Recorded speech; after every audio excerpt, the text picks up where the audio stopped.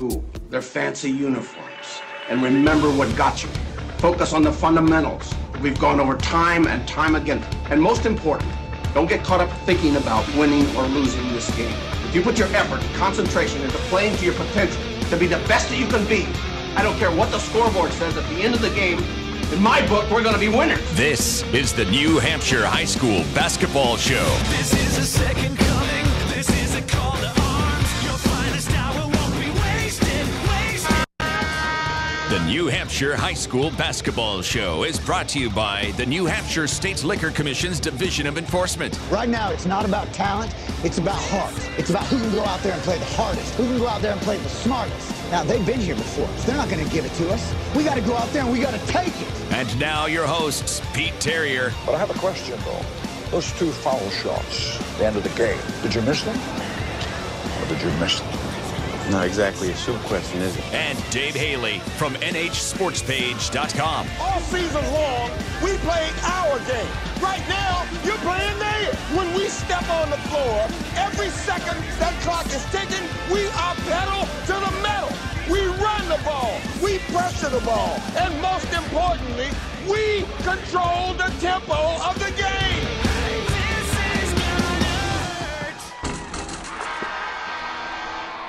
Good morning and welcome to the holiday edition of the New Hampshire High School Hoop Show. We do it each and every Saturday morning live on the radio. Two fine stations here in New Hampshire, News Radio 610 and 96.7. My name's Pete Terrier along with Dave Haley from NHSportsPage.com. Dave, happy holidays. Always nice being in here after Christmas is behind us, both of us with young children. We know how much hustle and bustle that is during the month of December, and now it's a little bit relaxation mode with kids on vacation this week, a little bit more relaxed atmosphere. Yeah, I like holiday tournament time. You get to see different teams from different divisions, so... And last night was a nice way to kick it off. Yeah, Queen City Invitational Basketball Tournament, the 52nd annual event. And it's been held mostly at Memorial High School. It's been at some different venues around the city over the years, but Memorial has really been the home over the last many years. And the nightcap last night, Manchester Memorial, the host team against Manchester Central, came down to the wire, and not everybody saw the finish. I saw you there at the game, at the beginning of the game, in between the Trinity West and the Memorial Central game, and then I didn't see you again, and then we walk in and see each other this morning, and someone left a little early and missed a dramatic finish. I left with a minute to go, and it was an 8-point game, so I figured I had seen the end of that game, and then went out celebrating last night with Nate Stanton from Londonderry and Danny Bryson from West, who got a big win over Trinity last night. And Danny Bryson told me in the middle of our celebration that he was playing Central. I said, no, you're playing Memorial. I said, no, we're playing Central. Central came back and won. I said, what? Yeah. So, yeah, and then Dawson Dixon sent me a text and said, Central never gives up. Oh, boy. So I got yelled at. But I left with a minute to go, but unbelievable. The video is great. John Cassidy did, and yourself did a great job with that video. So it's... Those two teams never seem to disappoint. All right, so we've got kind of a abbreviated scoreboard here. It's holiday jamboree and tournament action all around the state. Some teams out of state. I'm at Campbell, the Cougars down in Kentucky, and played a game last night. But we'll get you the scoreboard now, brought to you, as always, by our friends at the New Hampshire State Liquor Commission's Division of Enforcement. And that the Buyers Beware campaign, reminding all adults it's against the law to provide alcohol to minors, even if your team loses on a last-second putback at the buzzer, giving the team that won their first lead of the entire game, like happened with Central and Memorial last night. You just can't do it. It's against the law. So we're just going to rattle off some scores here. Hanover with a 74-32 win over Woodsville. That's a tournament I'm going to today. I'm going to go to Hanover this afternoon and see Littleton take on Lebanon at 6:30 in that one. Other scores from that tournament: Littleton beat Franklin 53-51. Mike Rodriguez had 16 points, so Trevor Howard's team's going to take on Keith Matty's team. Lebanon beat Stevens 76-55. So you've got one of the top three teams in Division II taking on one of the top three teams in Division IV, which is like I would call that a Dave Haley special. Yeah, when I saw the way that bracket was working out. I was like, Dave's gonna love this one. I'm going. I will be there today in Hanover. So Messinic beats Mascoma in that same tournament. Really good games. Two teams really in that same neighborhood as far as Division III. Messinic with a 60-56 win. Jared Stoffenecker with 20 points for Messinic. So they move on in that tournament.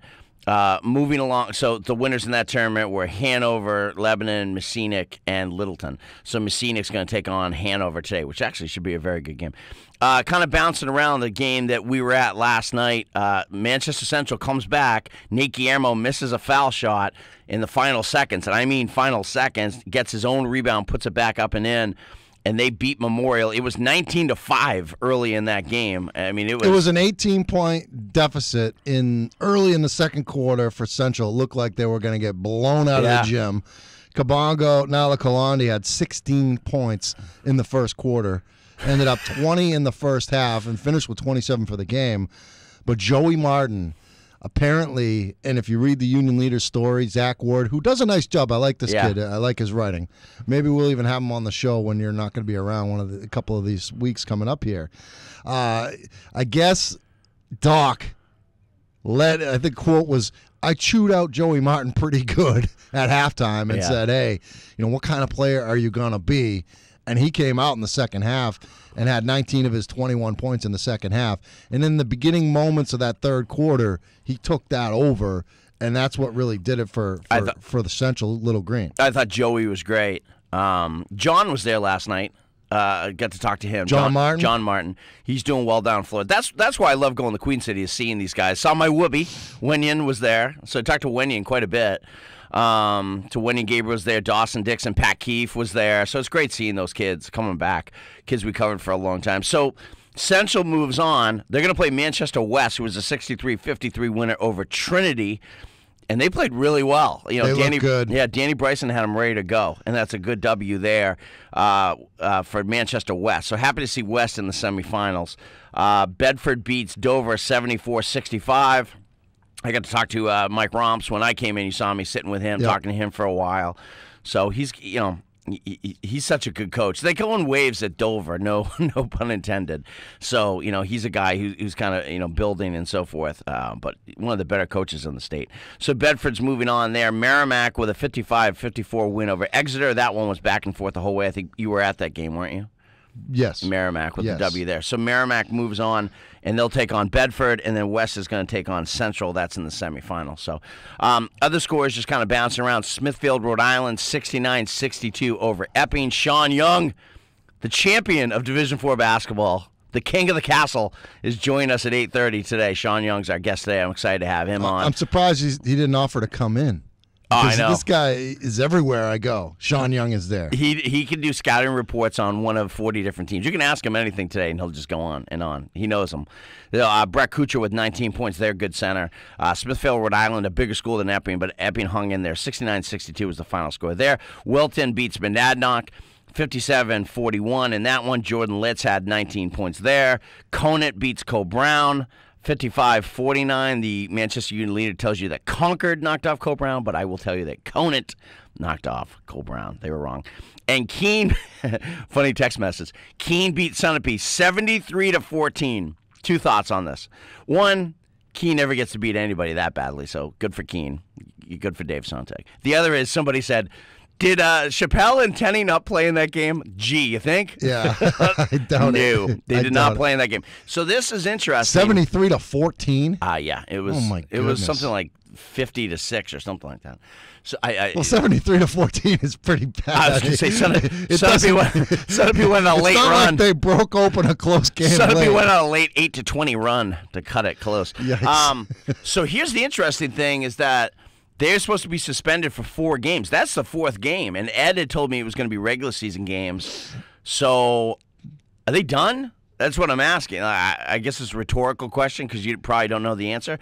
They should be done now. We should be over this suspension. They should be ready to go now. Well, if he was going to count the holiday tournament, he should have not had him play in the Coaches for a Cause Jamboree. Well, I don't think you can. Trust me, he would have. They talked about that. He said if they weren't eligible to play in Coaches of the Cause, we were going to pull them out of it. And Merrimack was going in. There were things behind the scenes. Merrimack was ready to step right in and play Goffstown. Oh yeah, I have things going on. They were behind on the scenes. standby. They were on standby. Night of the tournament. Yeah. So the other score I have is Mama. I don't do New York. Mamaroneck. That's what I'm guessing. It's New Hampshire sports page, not New York sports page. Mamaroneck, New York defeated Newport 50-35. I think that's how you pronounce it. How quickly do you think that Mamaroneck said, "Hey, they only have 2 kids who are really going to score for them. We'll just cover these 2 kids." What's that? The great John Kesty. How you say it? Mamaroneck. And I pray, my goal is I never, ever have to say that name ever again on the radio. All right, so that's basically the scores that we have. I mean, there's a lot of tournaments, a lot of teams involved. I mentioned that Campbell is playing down in a tournament in Kentucky. Yeah, how'd they do? They got croaked. I was getting the updates from DiBenedetto's dad, Justin DiBenedetto's dad, via Twitter, and they got slammed. They play again, I think, at 11 o'clock this morning. But a great trip down to Kentucky. So Coach Langlois, I guess, brought Bedford there a few years ago. Yeah, and he had Calipari speak to his entire team the last time they went down there. So pretty cool stuff. There's also some tournaments tipping off today. I ran into the Timbuses yesterday at the Queen City Jamboree Memorial, and they're playing Kearsarge today. And Brady is playing Bow, which sets up a semifinal. Brady against Pembroke tomorrow night, NHTI at 8:30. I was talking with John Kesty, our videographer, about maybe getting a hall pass to go out and cover that game because I'd like to. That semifinal game, yeah. Because you're only going to see it. You're only going to see it once. Yeah, because they're not playing in the same division this year. As the theme of reunion week continues, I talked to Pat Welch last night. He's getting D1 offers are starting to really come in for that kid. Good for him. He's doing great. I'm really happy for him. He is doing outstanding at Notre Dame Prep. So, really happy. I feel like you feel ridiculous when you say like you're proud of these kids. It's not like you're their dad or anything, but I am proud of these kids. You know, when they do that well. I totally understand. Yeah, Pat Welch is a kid we covered for a long time, and I really like that kid, and I'm really happy for him. Max Kern was there last night with him and Matt, it's funny, you know, Matt sitting with Jim Mignault and Nate Stanton sitting with Matt Lemieux, and you know it's funny, kind of just bouncing around the room, and they don't let you walk under that hoop. They're like, you can't do it, you can't do it. So I wasn't supposed to stand there, and Craig Preston's mom said to me, she's like, "You're not supposed to stand here," and I said, "Okay." I said, "Your son plays for Memorial?" She said, "Yeah." I said, "Who's he?" I said, "Craig Preston." I said, "I'm Dave Haley. I do NA Sports Page." She said, "Oh, I know you." I said, "I've written some really nice things about your son." She goes, "You have?" She had a good game yesterday. She looks at me, she goes, "You can stand here." There you go. That's what you do, baby. You are connected. That's what Don't you know who I am? You go straight to the mom. That's all you got to do. You want to start a conversation, talk about somebody's kid. They'll talk to you all day. Well, we'll start a conversation on some of the games that we saw yesterday in Manchester. I know that the Chick-fil-A tournament in Nashua actually doesn't tip off till Monday, which I like. Because usually all the holiday tournament is done, you know, the 3 days after Christmas, it's over. But now I got something to do next week. Going to go check out some action down in Nashua, Chick-fil-A tournament. I think the granddaddy of them all, the Lakes Region Holiday Tournament. The one at Guilford? Of which I am a former champion. I beat Kevin Gray's Plymouth team in that tournament. Don't ever let him tell you that didn't happen. It happened. Tournament team? Oh, yeah, of course. And, we beat Pittsfield and Kingswood in the final, back when Kingswood was actually pretty good. I think that kicks off today, too. Guilford's in that one, and Winnisquam, Molten Borough, so that's another one kicking off. But there's one in Farming, or the Mike Lee tournament in Farmington. Oh, that's another I'm glad you mentioned that. Portsmouth Christian beat Kennett by 9. Really? Division 4 over Division 2. Wow. So the big smooth Lewis Atkins, he gets angry when you call him Lewis Atkins. He likes to be known as the big smooth. Lewis Atkins with a big W for Portsmouth Christian. So nice W there. So D4 over D2. And a good D2. The Kennett's top 10 team in Division 2. Yeah. So there you go. I before we move on or whatever, I thought Joey Martin played terrific in the second half. I thought Kabongo was terrific in the first half. I thought Joey Martin was terrific. Isn't it weird seeing Doc when he can't get up? I know. I talked to major knee surgery on both knees or just one knee? Just one knee. I talked to his wife, his lovely wife, Jennifer, and she was sitting with Doc's sister, and they both were like, "It's so weird that he can't get up and like yell and it's got to be killing him. Prounce around. He'll be up there soon enough, but Yeah, he's. They pass the ball very well. That Central team, don't they? They move the ball around. Yeah, they're obviously not the team that they were last year. They're a work in progress, but they got a good win. We'll talk about that game. I want to talk about the West Trinity game as well. What I saw out of Exeter and Merrimack and Bedford and Dover. I actually like some of the players that Dover have. I think he's got some good players there. He's looking for senior leadership on that team. All right, we'll get into that when we return. Want to welcome in our are you our guest producer today, Michael Carter? Yeah, I guess you could say that. All right, well, he's a West grad. You got yourself a pretty good basketball team. They are they dropped down to Division II. Here's a quick update. Not very happy about that. They dropped. You know what though? They're not very happy about that. They're in a good spot because they're competitive, Mike, and they got this kid, all name teamer, 6'7", Mo Toon Maker, and he had a couple of jams last night. We got some footage from that. You're gonna put some of that up at some point. John Cassidy will have that up. But that's a good basketball team that you got there, the Manchester West Blue Knights. So you should be a proud alum today. And you should play. You should play hair metal just to celebrate that. All right, we'll take a timeout. It is the New Hampshire High School Hoop Show, News Radio 610 and 96.7.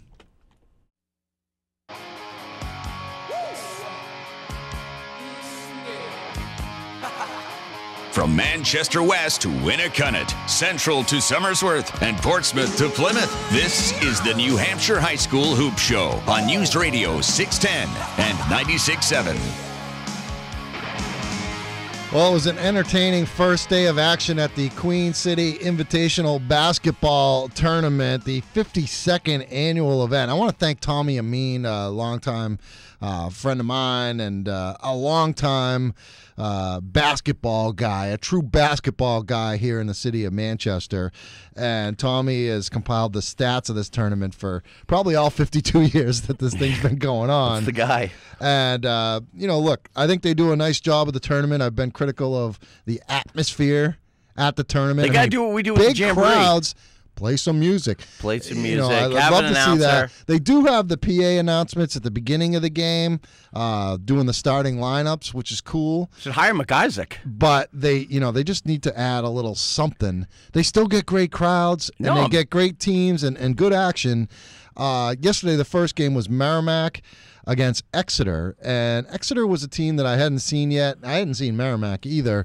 And it's early in the season, so it's I was gonna say, don't beat yourself up. The season's only been not a week old as of yesterday, but it was nice to see those teams play. And Merrimack ended up winning the game. It was kind of back and forth, although Exeter was in control. Exeter doesn't have a lot of players that'll wow you. Brian Holmes, the coach's son, who is now a junior, is a good player. And a kid that wasn't even on the roster, but I knew who he was because I know his dad, Dave Morissette, the coach at Riviere. Friend of ours, Cody Morissette is a freshman, and he was wearing number 22. I'll bet you he can shoot. He can shoot. He can handle the ball. He doesn't look like a freshman. I mean, Dave's a big guy. Dave Morissette, his dad, is a big guy, and played at Central and played at Plymouth. And has been the coach at Riviere for as long as I can remember, but he's a good player. Dave's been dragging those kids to games forever. Yes. So I knew they'd be good. Yeah, and I think he's got a younger brother, or at least one of them. There's two of them. Okay. Yeah. So, it was nice to see those guys play, and he impressed me. And, I've always thought Brian Holmes was a good player. Another kid that I thought was pretty good for Exeter, the kid Jake Randolph, 6'4" sophomore, a big man, pretty good player. Zach Pafford, who's been around, was a football player as well. 6'3" senior forward, he's pretty good. And for Merrimack, we were talking about the freshman Morissette from Exeter. Merrimack's got themselves a pretty good freshman. Ian Cummings, number 20, 6 foot tall guard. And he, I think, was in double figures yesterday for the the Tomahawks, I should say.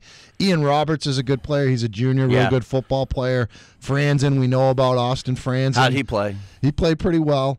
And my son's favorite player, my son Zach, Zach Kerr. My son Zach loves everybody named Zach. Zach Morris. And Zach Kerr, yeah, he's a big fan of Kelly Saved by the Kapowski, Bell. But Zach Kerr is a good player as well. So is Dylan Richardson, although I didn't think he did a whole lot yesterday. They're going to be pretty solid by the end of the year. You Yes. know, I mean, that's what Tim's been saying is like, we want to peak in March, and we could be pretty tough by then.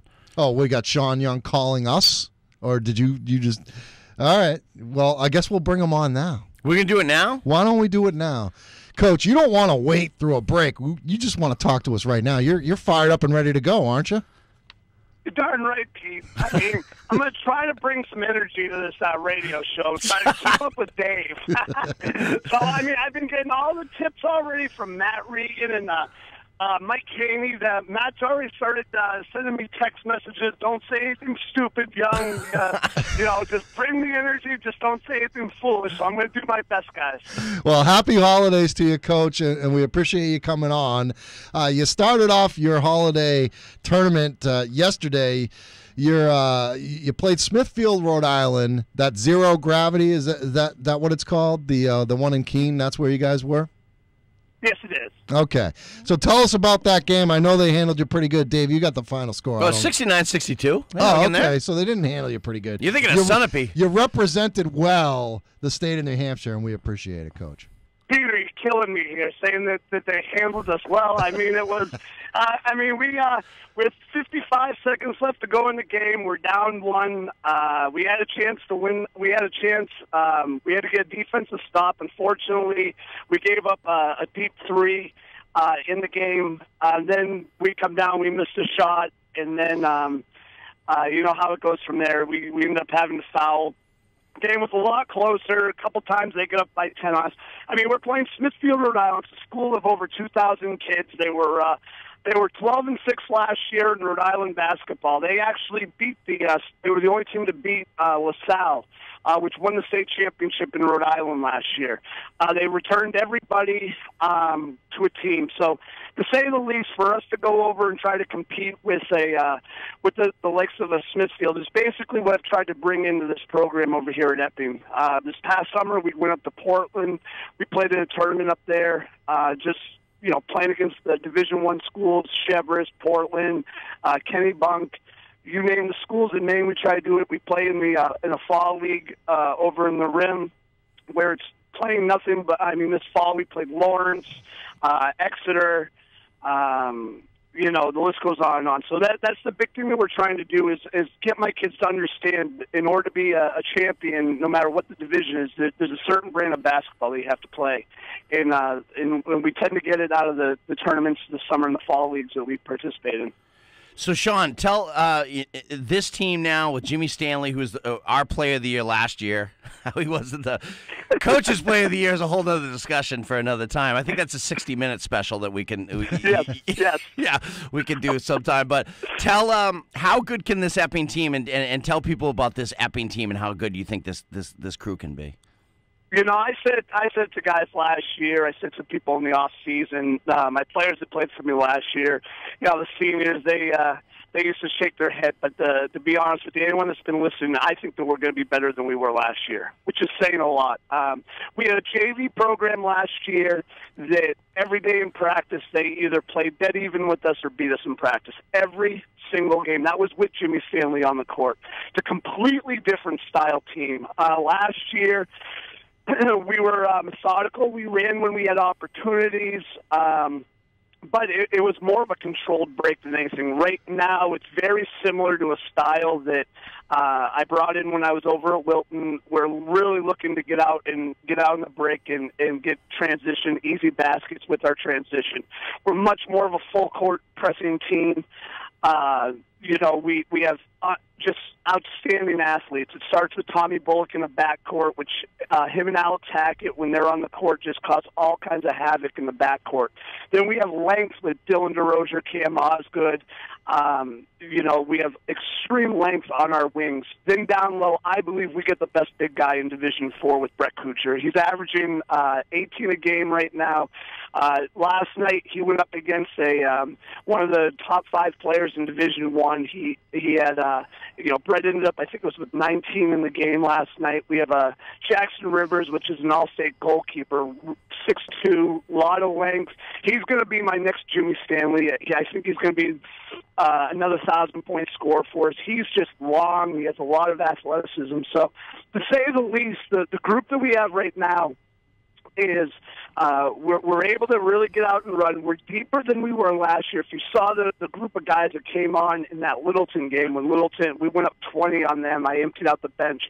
Not to take anything away from my 11, 12, 13, 14th, and 15th guy, but I felt it was important to really get a lot of playing time for my incoming freshmen, my top incoming freshmen, and my top 2 sophomores.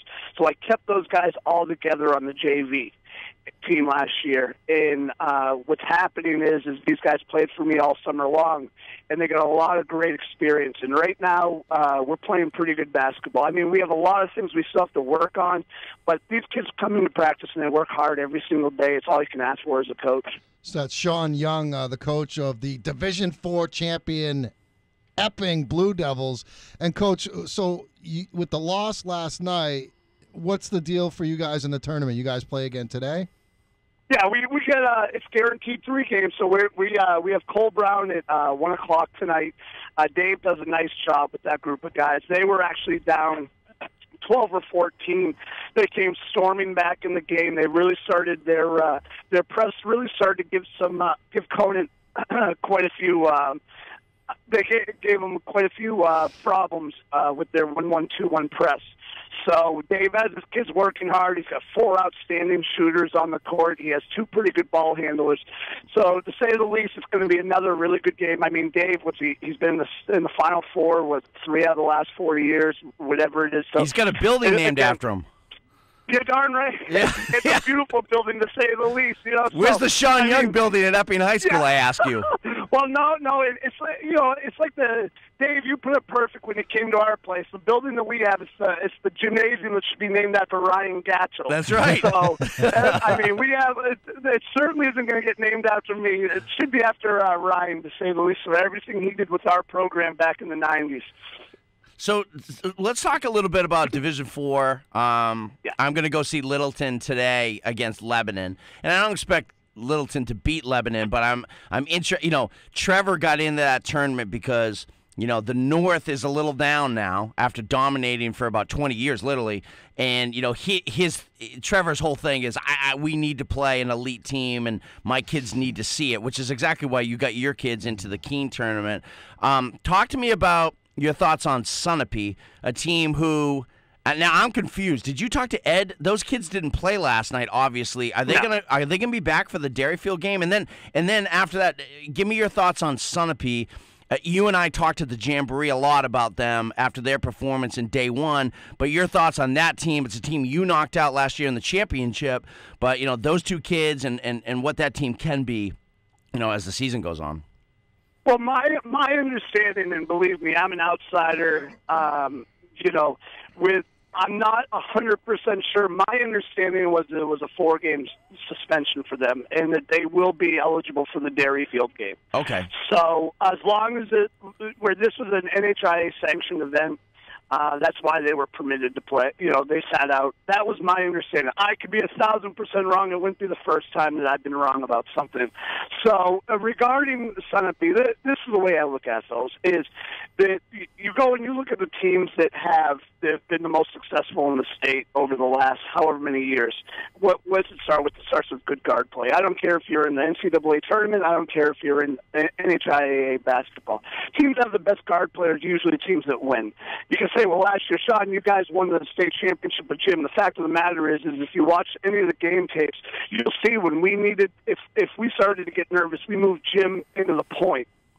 And he was a facilitator, so when he hit Chandler Brissett on the dive last year to win, put us up 2, the ball was in Jimmy's hands to make a great decision.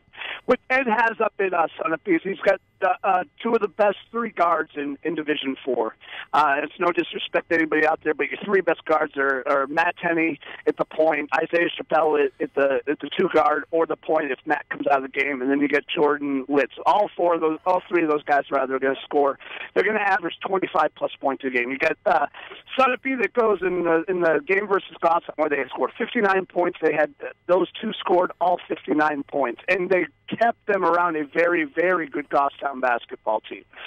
So Sunapee does have the Platt kid. He's averaged about 18 or 19 a game in the absence of Matt and Isaiah.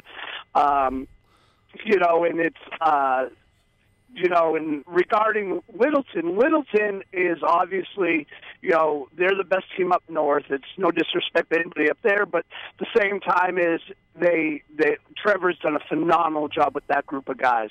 Groveton we went and saw them play. We actually scrimmaged them in the preseason, and Mark is doing a great job with those sophomores or the juniors.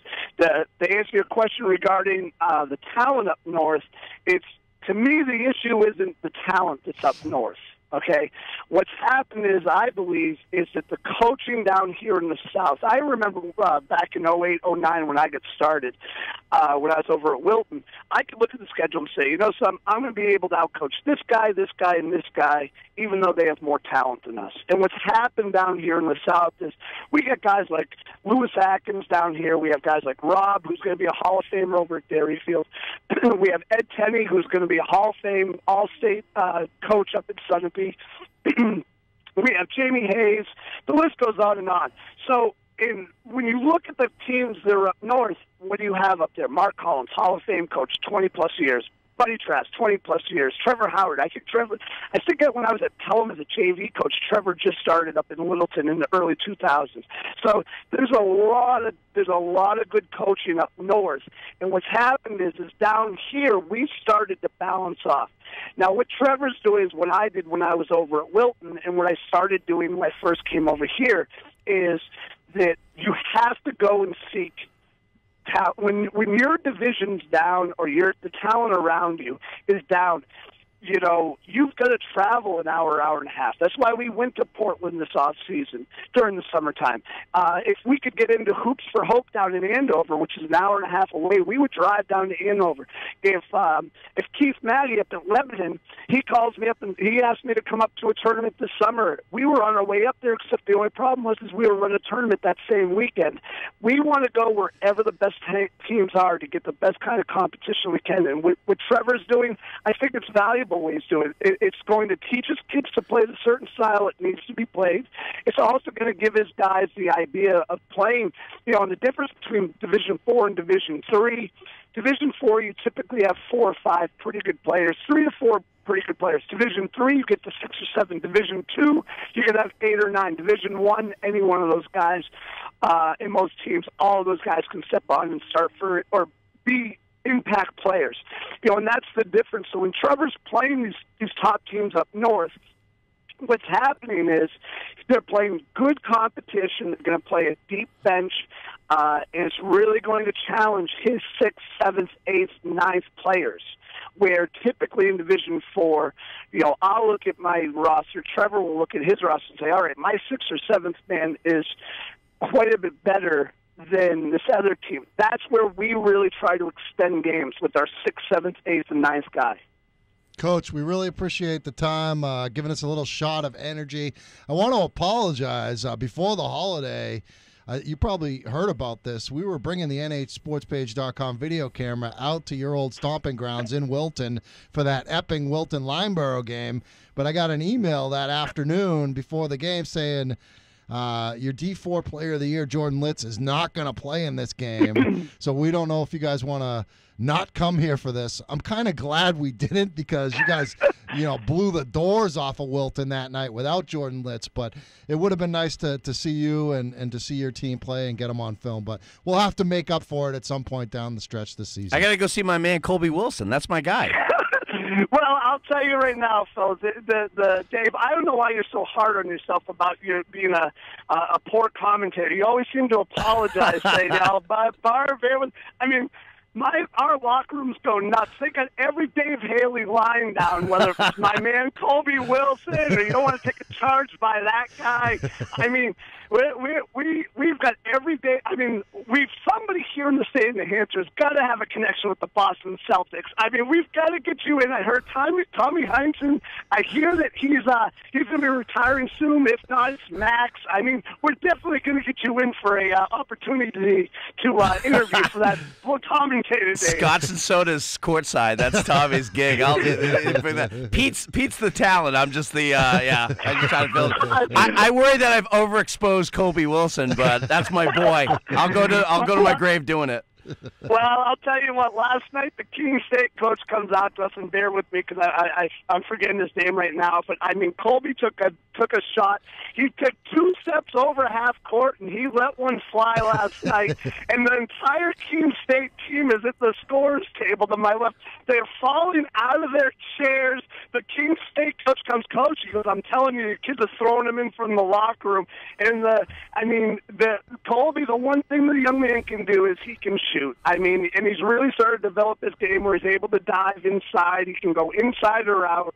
And we look at it from a point of view is that there's nothing that we do that's too fancy. I'll give you my playbook. We run about 5 or 6 different plays. Now it's a question of trying to stop what we do. So, we love the fact that you give Division IV and Division III the amount of coverage that you guys do, and I mean just the fact that you guys even considered coming over to Wilton to play that game or to cover that game rather. It's like I cannot thank you guys enough for everything that you do for New Hampshire basketball, and especially Dave, what you do for Division III and IV. And we just need to start getting Peter to come to more of these Division IV games. He's getting to really there. Show him that we can actually. I know we went to Sunapee last year. We had a moment. With them. We had a moment. His moment. I couldn't believe I had to take a double take. We had a moment. We had a moment 2 years ago, and during the quarterfinals, Pete looked at me and said, "Who won the Profile Lisbon game?" And I just started sobbing right there. It was like the newborn baby in my hands. I'm like, "Look at Pete. He wants to know who won Lisbon Profile. He's finally arrived." And I think that was finally. Weren't we in Newmarket? Newmarket, Epping. Yeah. That was before you got there, Coach. But, no, it was right before you got there. I think it was the year before you got there. All right, Coach. Well, we really appreciate it. Thanks so much for coming on, and good luck today against Dave Smith and Co Brown. Well, thank you very much, guys. And as Dylan DeRozier put it so perfect in that interview last year versus Profile, he said. I had goosebumps all interview long, so and I'm not going to lie to you guys. So just thank you very much for having us here, and I appreciate it so much. All right, Coach. Coach Young from Epping, thanks so much. What a guy. I mean, a lot of energy. We're way over on a break, so we'll take a break. My preview call with him was 54 minutes. Oh, I'm not surprised. He's a great guy, and he's got a good thing going over there in Epping. I urge you to get out there and see the Blue Devils play. All right, quick timeout. More of the New Hampshire High School Hoop Show coming up on News Radio 610 and 96.7. These guys know their high school basketball. It's the New Hampshire High School Hoop Show with Pete Terrier and Dave Haley on News Radio 610 and 96.7. Heading up towards the top of the hour, 9 o'clock, our holiday edition of the New Hampshire High School Hoop Show. The holiday tournaments tipping off yesterday around the state of New Hampshire. More will tip off today. You even got a tournament tipping off on Monday down in Nashua, the annual Chick-fil-A holiday basketball tournament. Both Dave Haley and I were at Memorial High School yesterday for the Queen City Invitational Basketball Tournament, and it was very entertaining. Central wins the nightcap, scoring or taking the lead for the first time all game at the buzzer when Nate Guillermo tipped in his own free throw miss. He was on the line with 2.2 seconds left to go. His team down 1, missed the front end of the one-on-one. The rebound got back to him in the middle of the lane, and he puts it in for the two that ended up giving Central the lead and the win at the buzzer. Very exciting finish. 2 great performances by 2 great players, Kabongo Nalakalani from Memorial, who had 27, and Joey Martin from Manchester Central, who had 21, 19 of them in the second half. And Doc Wheeler, the coach of Central, had a quote in the Union Leader. Zach Ward wrote the story, and he compared Kabongo to Joey Martin and thinks that they're very similar players. And I was like, I can see that in a way. I think Kabongo handles the ball a little bit better than Joey Martin does, but I think that's a pretty decent comparison, and I never thought about it before that. Joey's a much better passer. Joey is a great passer. Joey yes. is a great passer. Yeah, Joey is a more all-around player. Kabongo is a better one-on-one scorer. Kabongo's a man. I don't know how else to say it. I mean, he's just a big, strong kid. He plays a lot bigger than he is. He's only 6'2", but he plays a lot bigger than that. Yeah, he's just strong. Yeah, and Kabongo played really, really well in that first half. And I thought he played well the whole game, but they're a little different. I can see the comparison because they play basically the same position, same size. Kabongo's stronger than Joey, but Joey's a terrific passer. And I think you saw one thing that was impressive to me about Joey last night is that they got down big, and he didn't try to just take it over himself. He didn't start hoisting up jumpers, to try to, hero basketball, as they call it. You know what I mean? He kept moving the ball. They passed the ball very well. Those kids play a ton of pickup ball, and they kind of learn, Doc kind of teaches them to play the correct way and move the basketball. So, yeah, that's a huge win for Central last night. I think Central beats them again in the regular season, too. I left there feeling that way last night. And if you look at that Central roster and you hadn't seen Central play since last year in the tournament or last year in the NHI AA tournament, which they won and capped an unbeaten season, you look at that roster and say, who the heck are these guys? Yeah. Because there's only one guy that played on that team, and that was Joey Martin. Everybody else is pretty much new, especially in the starting lineup. What's the story on Omaru Conte? Because he's on the roster, but he did not play in that game last night. I don't know what the deal is. I was looking for him. He didn't play, so I don't know. So he wasn't there. They were starting. That's the concern with him, you know what I mean? He hasn't made it through a whole season before, you know what I mean? Now that IE Acott, the freshman that started at point guard, that's Tong Acott's little brother? Yes, it is. All right, so maybe he's got some growth ahead of him because Tong is much bigger, and this kid's a little kid. But Tong Acott was a big, solid kid. For Dover, just a kid that I want to point out that I thought was very good, the sophomore shooting guard, number 20, Eric Evans. He's got a real nice touch. The point guard, Jordan Lyons, is very, very quick, although he's undersized. They got a couple of good players, one that came off the bench, Kailani LaFleur, a junior for Coach Mike Romps. He played well. And then the kid that started, Kareem Wynn, one of the senior guards on the team, I thought he played well as well. For Bedford, I saw them play against Londonderry. It seemed like a month ago, but it was really only a week ago last night. Bedford, an impressive victory as they were able to win their game. And Colby Gendron, I think he's bulked up a little bit. The sophomore is a real slender shooter, 6'7". He's bulked up this year. But a kid who really caught my eye against Londonderry last week and did more of the same, Josh Kohler, 6'3", swingman, very wiry type of player, can get to the basket. Watch out for this guy, number 12 from Bedford, Josh Kohler. He's very, very good. And they also got a couple of good guards, Ryan Hughes, Justin Hayes. I like the kid, Braden Moreno, who is a junior. I think he's pretty good. He's very, very fast, and he's a good ball handler as well. But it was a fun day yesterday at the Queen City Jamboree. Yeah, I'm looking forward to Hanover today. I'm excited to see that. I think Messina Hanover will be a good game. That's the late game. But Lebanon against Littleton obviously is a game I'm going to go see today, and I'd like to see Mascoma play as well. I think they're playing Franklin, so. No, I'm not sure they're playing Franklin, but it should be. It's fun to get out and see. I'm going to head to the Lakes Region tournament in a few days. See Laconia, see Guilford. Maybe I'll give him another speech. Last year I gave him a speech that came out in an 8-0 run to start the game at Guilford. So, but all right. they lost the game. Luckily, there's no time for a speech from you here because we're out of time. I want to thank Mike Carter, our producer, for filling in today for Jeremy Mahaney. For John Kesty on the video camera, nhsportspage.com. The video will be up at some point over the course of the weekend. For Dave Haley, I'm Pete Terrier. Enjoy the rest of your holiday season, everybody.